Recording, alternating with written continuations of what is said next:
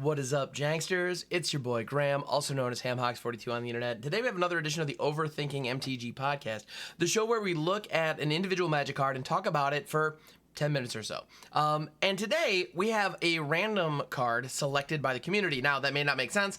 A random card selected by the community? How does that work? Well, what we do over on the YouTube channel, on the community tab, we actually, once a week or so, I actually grab 4 random cards. I literally go to scryfall.com, click the random card button 4 separate times, and just post what those are, what cards we landed on, in a community poll. Y'all vote on which one you want to see, and today we have Jace, Arcane Strategist. It won its little pool. And this is an interesting one. This card I find really fascinating because what it represents within the Magic the Gathering products, like within the retail space that Wizards is producing. Because this actually is the face card of a product that they no longer print. So back in War of the Spark, and around that time, I think War of the Spark was like one of many. I think there were some others as well. But I think prior to that, there were a few sets that had these too. But they had what were called Planeswalker Decks. And so a Planeswalker deck is a 60-card deck designed to be played like within Standard, and it's helmed by a Planeswalker.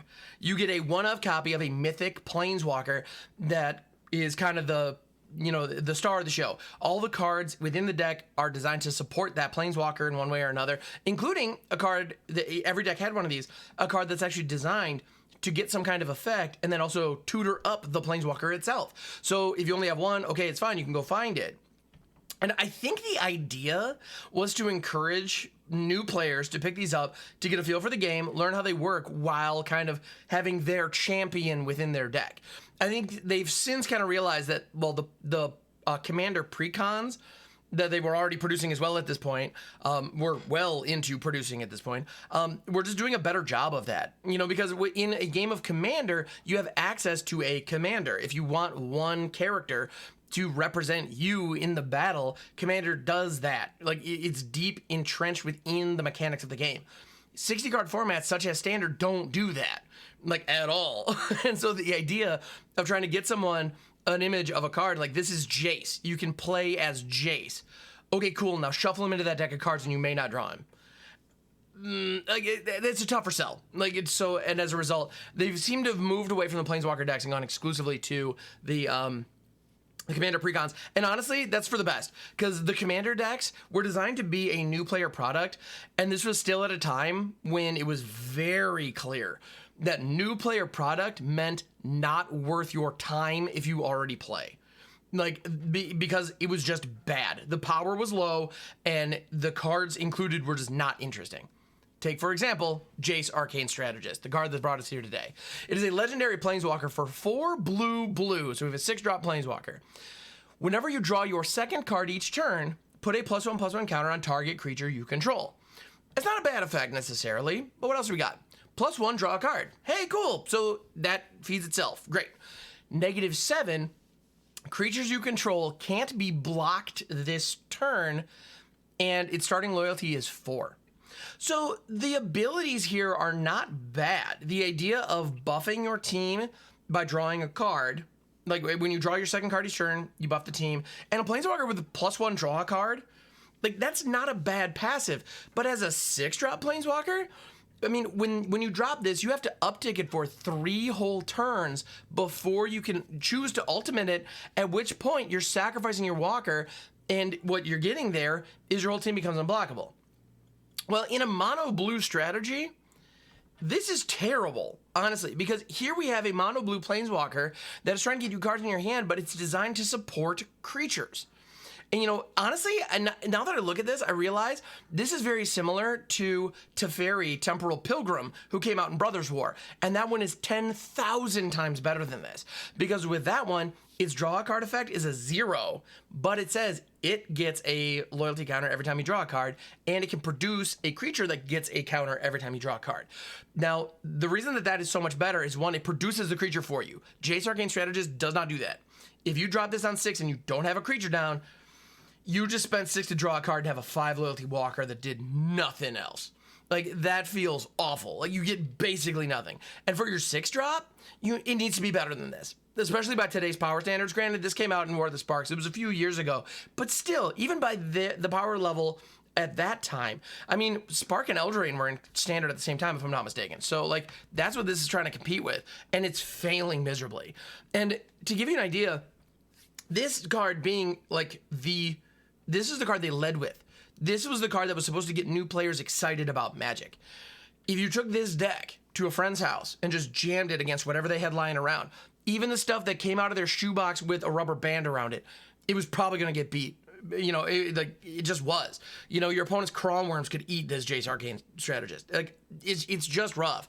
But the whole deck was that bad, honestly, because I mentioned earlier that every Planeswalker deck had a particular spell that was meant to, like, support this, you know, and there were also creatures within the decks that were unique to the Planeswalker decks. So that was the other thing. There were cards dedicated to only the Planeswalker decks that did not appear in boosters. And that's actually, and it's funny too, because at this point, Arena was around. And so these Planeswalker decks all came with codes that you could redeem to get the Planeswalker decks on Arena. And as a result, you can play with Jace Arcane Strategist on Arena right now. The problem, though, the only way to get Jace Arcane Strategist is to either have a code for the Planeswalker deck, which there may be some floating around on the internet. You may be able to purchase them, but I don't know why you would, but you could. Or spend a mythic rare wild card to craft this, which I would not recommend. So the other cards that were within these Planeswalker decks that were designed to, like, support it, were also really rough. And to give you an idea of that, we have Jace's Ruse. This is a sorcery that came with the Planeswalker deck to encourage you to get Jace Arcane Strategist out onto the field. Jace's Ruse is a sorcery for 3 blue. Return up to 2 target creatures to their owner's hands. To their owner's hand. You may search your library and or graveyard for a card named Jace Arcane Strategist, reveal it, and put it into your hand. If you search your library this way, shuffle it. For 5 mana, you get to bounce 2 creatures at sorcery speed, and you get to tutor up your 6-drop Planeswalker, and you don't even put it directly onto the battlefield. It goes into your hand.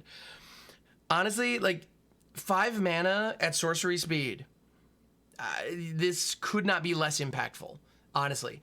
It just kind of slows your opponent down for a little bit, maybe. Like, you might buy a turn with this. And when you compare it to things that are coming out nowadays, like the One Ring, it's like, why would I try to buy a turn like this, which only buys me a turn if my opponent's playing creatures?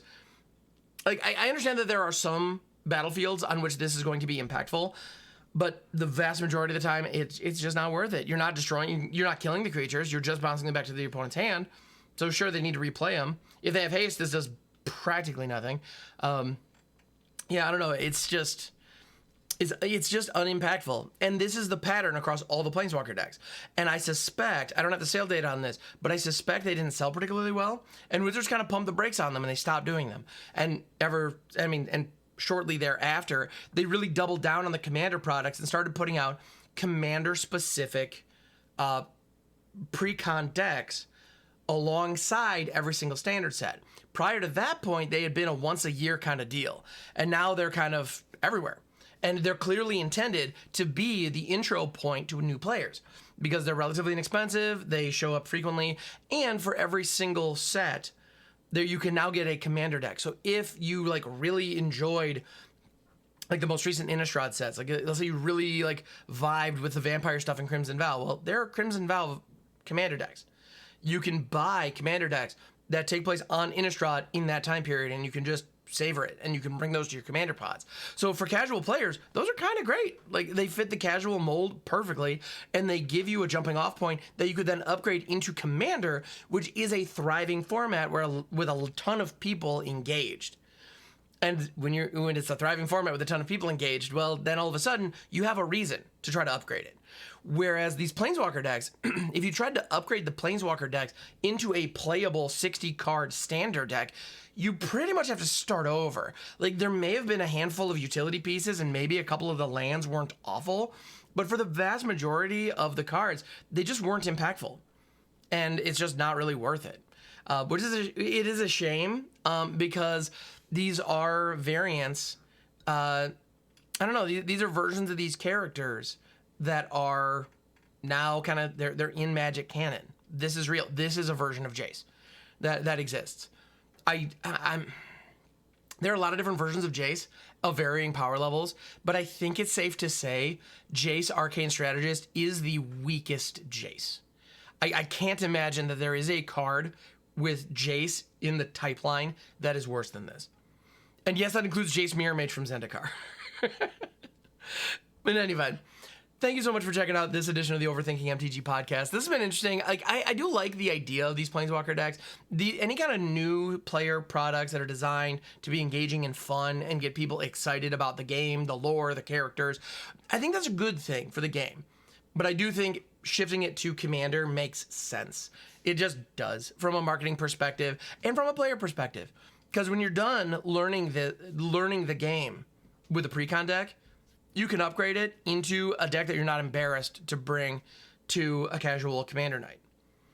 Whereas with these, you just don't get that. And there's no kind of on-ramp into the game from these decks other than buy a whole crap load of other cards.